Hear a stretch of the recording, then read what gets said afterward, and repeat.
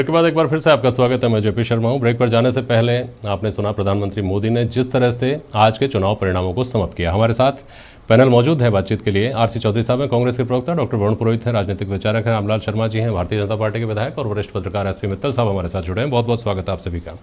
समय चूंकि कम है, इसलिए खासतौर पर वो सवाल जो हर आम आदमी के जहन में होंगे आज दिन भर का घटनाक्रम देखने के बाद, रिजल्ट्स आने के बाद, प्रधानमंत्री मोदी को सुनने के बाद, हम उन पर बात करने की कोशिश करेंगे। कंसाइज तरीके से अपनी बात रखने की कोशिश करें, बेहतर होगा, समय का उपयोग हो सकेगा। रामलाल जी, जो बात कही जा रही थी, जीत की मुबारकबाद दिन भर से मिल रही है आपको, इसलिए वो नहीं दूंगा मैं आपसे सवाल कर रहा हूँ कि इस बात की आशंका जताई जा रही थी कि चुनाव के बाद महंगाई एक बार फिर से अपना तांडव करेगी, पेट्रोल डीजल के भाव आसमान छुएंगे।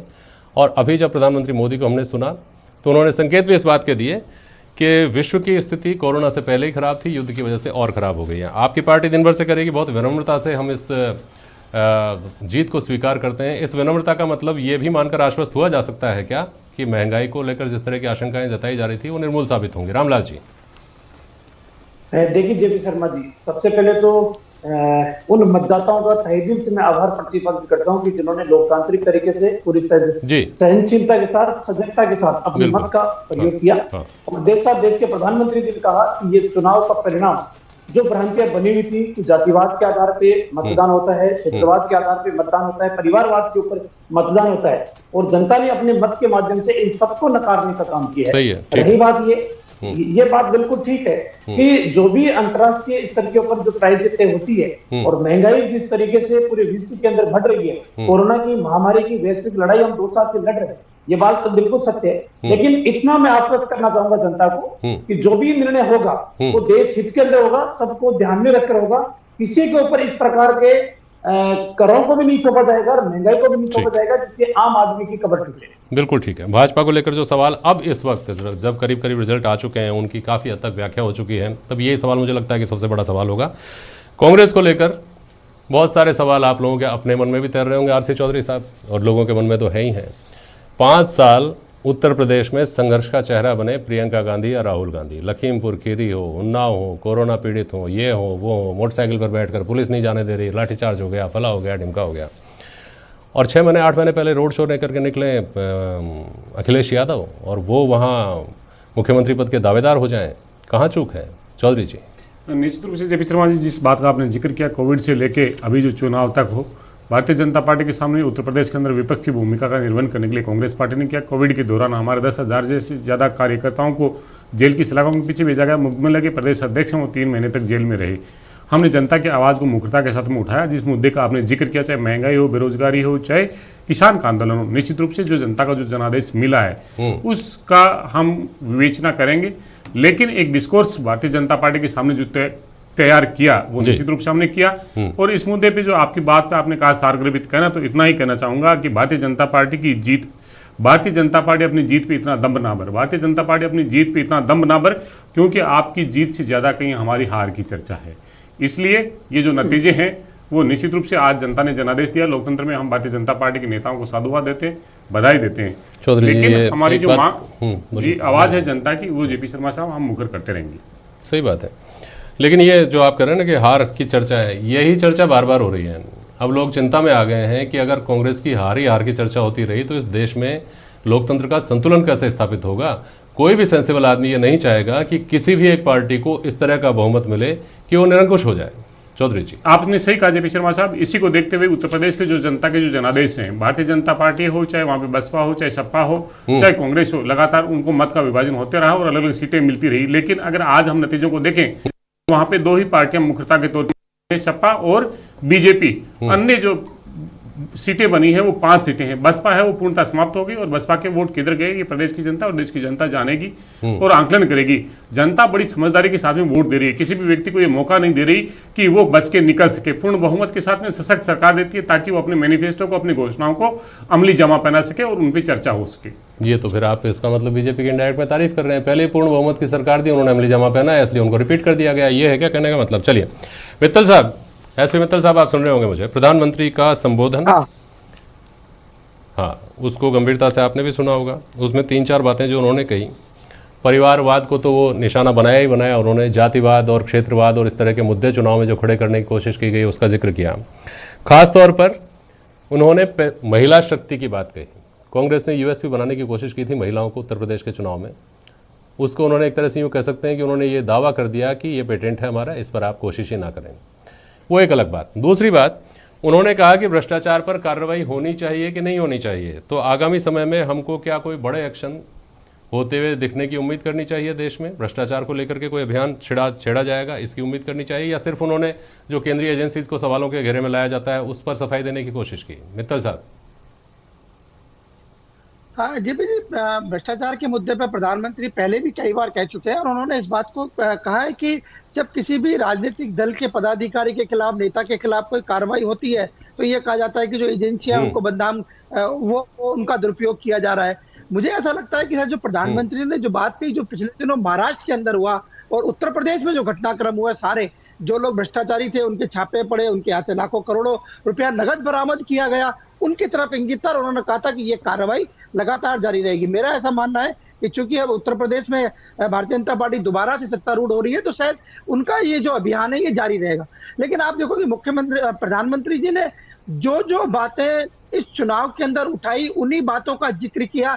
जिस तरीके से समाजवादी पार्टी ने शुरू में वैक्सीन का विरोध किया, उन्होंने आज फिर उस मुद्दे को उठाया। मुझे लगता है कि जिस तरीके से अखिलेश यादव ने वैक्सीन को लेकर टिप्पणियां की, शायद वो भी चुनाव परिणाम के अंदर रहा कि क्या नाम से उनको इसका नुकसान हुआ। ऐसे कई मुद्दे थे।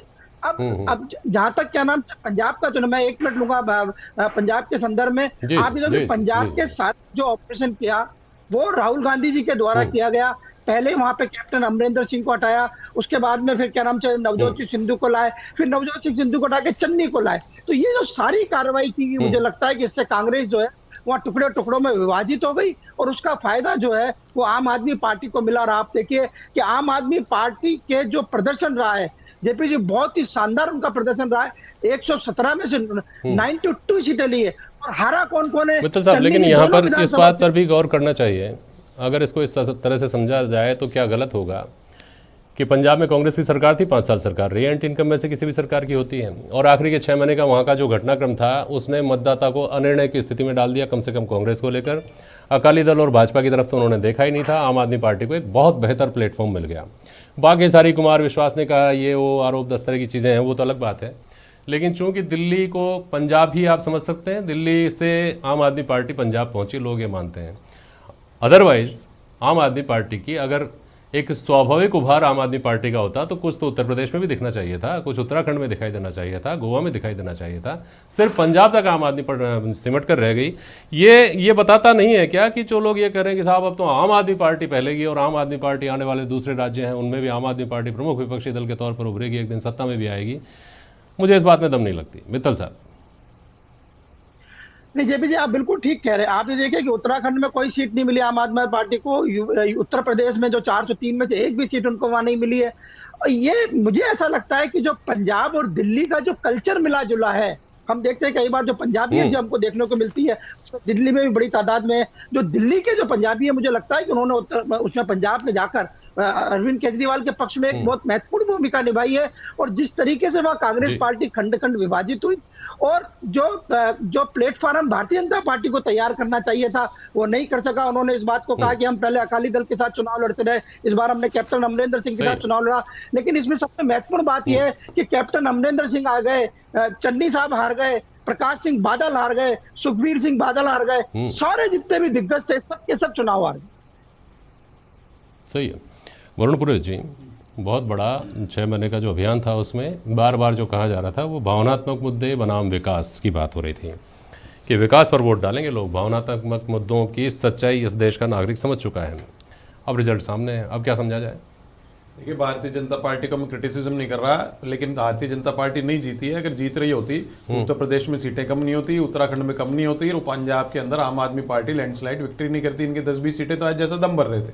लेकिन जो जहां तक प्रियंका गांधी की बात है, उन्होंने जो संघर्ष किया उत्तर प्रदेश में उसका लाभ विपक्ष को मिला, मैं कहता आ रहा हूं शुरू से। और कांग्रेस पार्टी की कमजोरी के कारण भारतीय जनता पार्टी आज सत्ता में। कांग्रेस का जो सेंट्रल सिस्टम है उसको दुरुस्त करने की आवश्यकता है। कांग्रेस का सिस्टम जब तक दुरुस्त नहीं होगा, सेंट्रल सिस्टम, तब तक भारतीय जनता पार्टी या दूसरी पार्टी राज करती रहेगी। आप एक मिनट सुन लीजिए, रामलाल जी कुछ कह रहे हैं। बोलिए रामलाल जी, बोलिए, आप क्या सवाल उठा रहे हैं? वरुण मैं तो ये कह रहा हूँ कि आपकी कांग्रेस को मजबूत करने से किसने रोका था? कर लेते मजबूत। भाई यही तो मैं कह रहा हूँ, आपको तो इंटरप्ट करना है, आपकी कल्चर है इंटरप्ट क्यों नहीं करेंगे? अरे क्यों नहीं करेंगे वरुण जी, बहस कर रहे नहीं हैं, तो बहस कर रहे हैं भाई, मेरी फोन पे बात थोड़ी कर करने रहे के बाद हैं। हाँ, बोलिए, मैंने बोला है ना उनको, सवाल कीजिए, बोलिए, अपनी बात बोलिए, बोलिए वरुण जी बोलिए।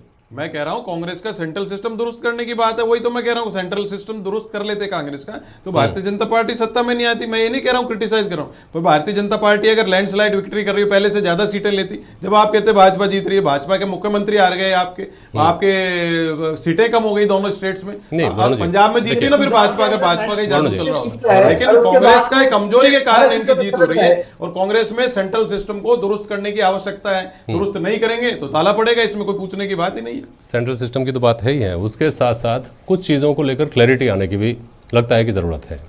ये नहीं लगता क्या आपको? जैसे आप लोग बार बार बोलते हैं कि जो इमोशनल इश्यूज़ हैं, इमोशनल कार्ड खेलती है भारतीय जनता पार्टी। भारतीय जनता पार्टी जो भी कार्ड खेलती है खुलकर तो खेलती है। नरेंद्र मोदी जो प्रधानमंत्री हैं, जो दूसरा कार्यकाल पूरा कर रहे हैं, वो मंदिर में खड़े होकर डमरू बजाने से गुरेज नहीं करते। और ऐसा नहीं कि वो केवल चुनाव में ही ऐसा करते हैं, मैंने कहा वो वैसे भी केदारनाथ चले जाते हैं, बैठ जाते हैं, वो गंगा के अंदर जाके वैसे भी इंटरव्यू दे देते हैं, वो वैसे भी अपना भक्त चेहरा दिखाते रहते हैं। और कांग्रेस के साथ ये दिक्कत है कि वो असमंजस में रहती है, उसको सेक्युलर भी दिखना है, उसको थोड़ा सा धार्मिक भी दिखना है जब जरूरत होती है तब।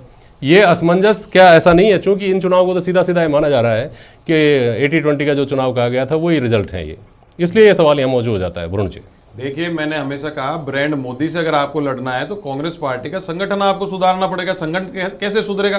कैडर को रिवाइव करना पड़ेगा। आप जेएनयू के लड़कों को लाके अगर कैडर बनाओगे तो कैसे? आपके ऑलरेडी आपके पास कैडर है, यूथ कांग्रेस, एनएसओ, जनता। आप देखिए कांग्रेस के लोग ले लेकर के पार्टियां दूसरी आनंद कर रही है, सत्ता में आ रही है, तो आपके पास ऐसा तो है नहीं कि कांग्रेस के पास कमी है। कांग्रेस भरी पड़ी है कार्यकर्ताओं से, नेताओं से, लेकिन कांग्रेस का सेंट्रल सिस्टम दुरुस्त करने की जरूरत है। रिवाइवल कैसे होगा? कैडर को रिवाइव करोगे जब होगा। आप बाहर के गैर कांग्रेस पृष्ठभूमि के लोगों को लाकर के अहम और निर्णायक पद दोगे, आरएसएस से जुड़े हुए लोगों से कांग्रेस संगठन का चुनाव कराओगे, और जो आपको पप्पू कहते हैं आपके खिलाफ चुनाव लड़ते हैं उनको उपकृत करोगे राजनीतिक नियुक्तियों में, तो आप कैसे जीतोगे? ये चीजें ठीक करनी है, मंथन की आवश्यकता ही नहीं है। मंथन तो पंचमढ़ी सेशन में कई साल पूर्व, आपको तो ध्यान है, जब हो चुका था भाई 2 बार हारे हुओं को नहीं टिकट देना है, 20,000 से ऊपर जो हार गए उनको टिकट नहीं दे रहा है, उस पर लागू ही नहीं करना चाह रहे। रामलाल जी आप यहाँ विपक्ष में हैं और आप इस उम्मीद में हैं कि 2023 में सत्ता आपकी आएगी, इसलिए ये चुनाव आज आपके लिए खास तौर पर अच्छी खबर लेकर आए हैं, आप लोग ये कह रहे हैं। अब जरा कुछ चीज़ों पर गौर करिएगा, बहुत छोटे उदाहरण दे रहा हूँ आपको। पंजाब में भी मुख्यमंत्री बदला गया, चुनाव बुरी तरह से हारा गया। उत्तराखंड में भी मुख्यमंत्री बदले गए, चुनाव अच्छी विक्ट्री वहाँ पर बीजेपी को मिली। आपको याद होगा बिहार के चुनाव में जदयू के साथ राजद का गठबंधन जब हो रहा था तो आप लोगों ने कहा था कि इसके वोट उसको और उसके वोट इसको नहीं जाते कभी भी, लेकिन वहाँ गए। यही बात आपने उत्तर प्रदेश में कही जब बसपा और सपा का गठबंधन हो रहा था तब, कि वोट नहीं जाते, यहाँ ये बात सही साबित हुई। तो एक राज्य का चुनाव के प्रति जो रिएक्ट होता है वो अलग तरीके से होता है, दूसरे का अलग तरीके से होता है। उत्तर प्रदेश की राजनीति को लेकर या उत्तर प्रदेश के परिणामों को लेकर ही आप आश्वस्त हो जाएं, ये बुद्धिमानी लगती है क्या कि राजस्थान में तो 2023 में आप आ ही रहे हैं? देखिए जेपी शर्मा जी, हर प्रदेश के चुनाव की स्थितियां अलग होती है, परिस्थिति अलग होती है। पंजाब के अंदर आम आदमी पार्टी को स्पष्ट बहुमत भी नहीं, स्पष्ट बहुमत से भी कहीं अधिक ज्यादा सीटें मिलती है, लेकिन उत्तराखंड के अंदर, गोवा के अंदर, उत्तर प्रदेश के अंदर आम आदमी पार्टी को वो उतना प्रदर्शन नहीं कर पाती जितना उनको करना चाहिए। तो हर चुनाव की परिस्थिति अलग होती है, हर प्रदेश का कल्चर अलग होता है, उसकी ज्योग्राफिकल स्थिति अलग होती है। अब रही बात यह कि राजस्थान के अंदर हम कैसे लड़ेंगे? राजस्थान के अंदर इन चुनावों के आधार के ऊपर कार्यकर्ताओं में उत्साह हुआ है, इसमें तो कोई अतिशिष्ट नहीं है, लेकिन उत्साह के साथ साथ राजस्थान के अंदर जिन मुद्दों के आधार के ऊपर सरकार सत्ता के अंदर आई थी, उन मुद्दों को आधार के ऊपर हम जनता के बीच में जाके ये बताएंगे कर्ज माफी अधूरी है, बेरोजगारी अधूरी है, सरकार की बजट की घोषणाएं अधूरी है, हमारी वेलफेयर की स्कीमों को सरकार ने बंद करने का काम किया है। इन तमाम मुद्दों के आधार के ऊपर और हमारे कैडर को दुरुस्त करते हुए कांग्रेस के सामने हम मजबूती के साथ चुनाव लड़ेंगे, और ये निश्चित रूप से है कि आने वाले समय में 2023 के चुनाव के अंदर भारतीय जनता पार्टी का कमल भी राजस्थान के अंदर खुलेगा। ठीक है चौधरी जी।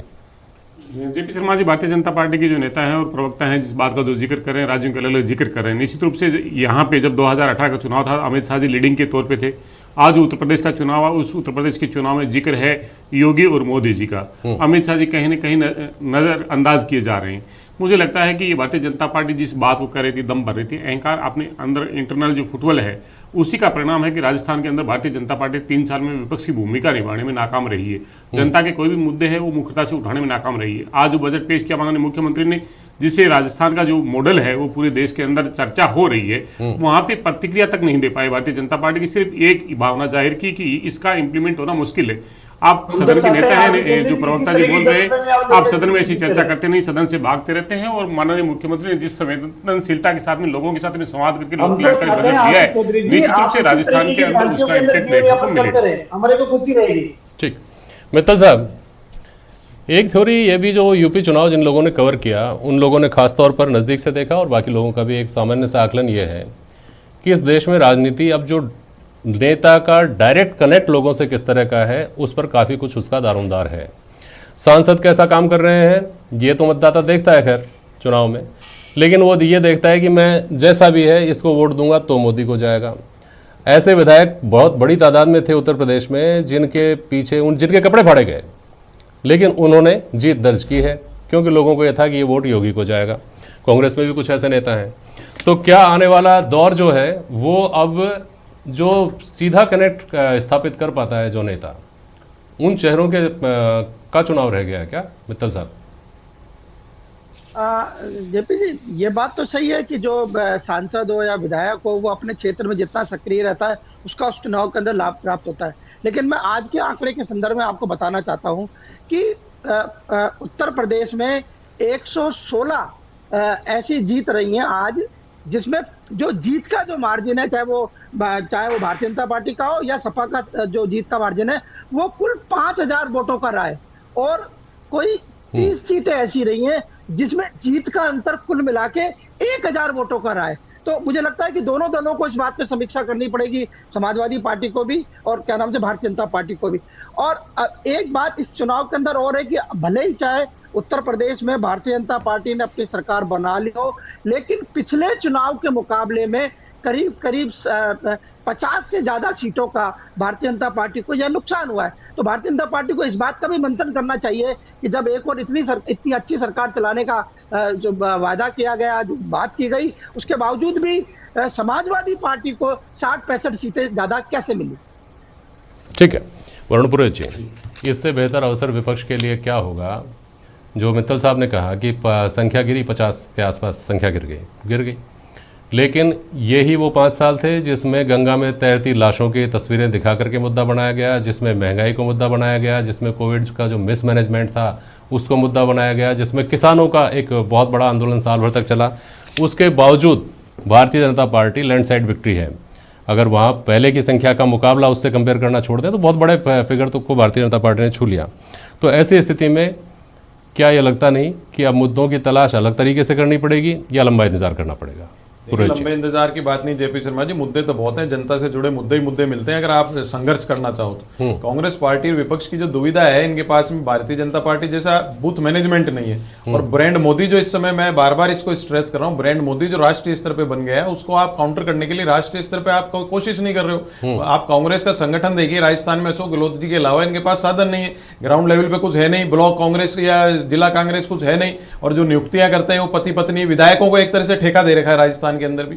और आप राष्ट्रीय स्तर पे भी देखो तो वही 20-30 नेता घूम फिर के संगठन में आते हैं, वही मंत्री बनते हैं, वही राज्यसभा में आते हैं। मैं इसको कहता हूं सेटिंगबाजी की सत्ता। एक तो 2 तरह की कांग्रेस है, एक तो ग्रास रूट पे कांग्रेस है, एक सेटिंगबाज नेताओं की कांग्रेस है। सेटिंगबाज नेता दिल्ली में बैठ के कांग्रेस को चलाना चाह रहे हैं, इसलिए कांग्रेस फेल हो रही है। ये आला कमान को सोचने का विषय है कि भाई किसको चुनना है किसको नहीं चुनना है। चौधरी जी इसका जवाब देंगे, बोलिए चौधरी जी। निश्चित रूप से वरुण कुमार जी एक राजनीतिक विश्लेषक है और राजनीतिक विश्लेषक के तौर पे उन्होंने जो बात कही, निश्चित रूप से उत्तर प्रदेश के अंदर जो प्रियंका गांधी जी ने संगठन को रिस्ट्रक्चर करने का जो काम किया, 403 सीटों में पहली बार लंबे समय के बाद में चुनाव लड़ा, और उसका फायदा हमें हो सकता है आज ना मिला हो, लेकिन वरुण जी ठीक कह रहे हैं कि लंबे समय में आने वाले चुनाव के अंदर उसका हमें कहीं ना कहीं फायदा मिले। संगठन वो एक ताकत होती है जो किसी भी सरकार की या राजनीतिक दल की विचार को लेके नीचे धरातल तक जाती है। निश्चित रूप से इन्होंने जो सुझाव दिया है वो पार्टी के लिए बेहद महत्वपूर्ण है और इस पे काम कर रहे हैं, और मुझे लगता है जो संगठन में हमने काम किया उत्तर प्रदेश के अंदर उसका नतीजा समय पे आने वाले समय में देखने को मिल सकता है। चलिए साहब, बहुत शुक्रिया आप सभी का आज प्राइम डिबेट में शामिल होने के लिए। आज के लिए बस इतना ही, नमस्कार।